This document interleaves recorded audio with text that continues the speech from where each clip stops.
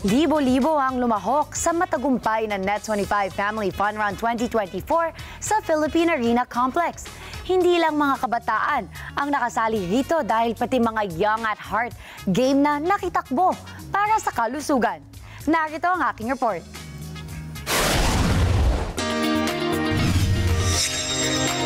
Sabi nga nila, more than reaching the finish line, we should also enjoy the journey.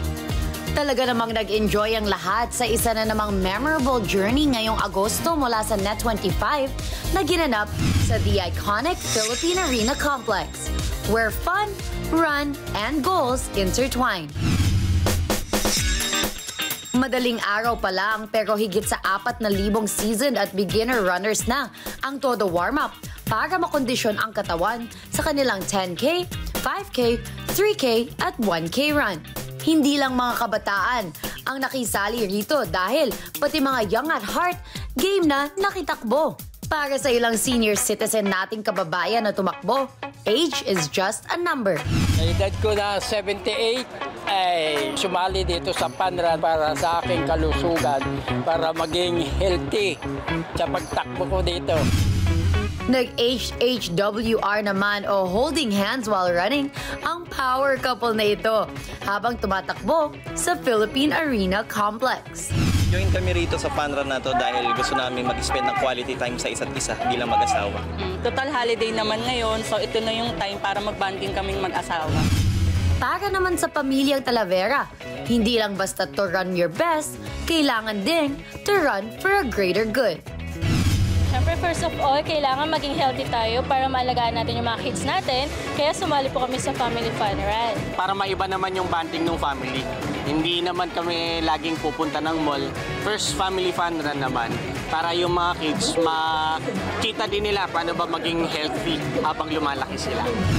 Nakisaya at nakitakbo rin sa fun run sila Aramina, Ricky Matay at Star Kada.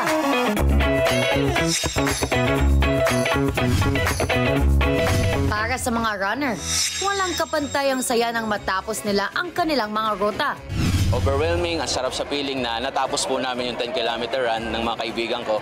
At ito po, meron na kaming medal. First time ko palang matry ito. So, sobrang happy ako. Tapos kasama ko pa yung mga family and friends ko. Na-enjoy din ang bawat pamilya at magkakaibigan ang exciting raffle prizes sa pangunguna ni Love at Tony Pet. At syempre, may pa-food trip din dahil everybody happy sa dami ng food choices. Sa lahat ng tagumpay na ito, malaki ang pasasalamat ng Net25 sa suportang ibinigay ng mga pinagkakatiwalaan nating partners. Kaagapay natin ang New Era University, Embrace, EVI, Bevio Beauty Elements Ventures Incorporated, Synergia, Lux Beauty and Wellness Group, Magnolia Chicken Templados, Levex, Canrev Corporation, Vita Plus, Salem, Fitbar, Tolak Angin, Birch Tree, at San Miguel Ethyl Alcohol.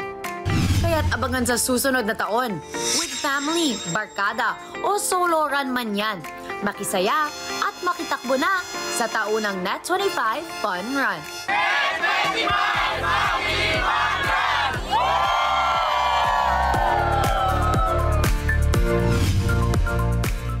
Maraming salamat sa inyo pong pagsubaybay sa Mata ng Agila Primetime. Para malaman ang matatag, matapang at matapat na mga balita, i-follow lamang at mag-subscribe sa @Net25 TV.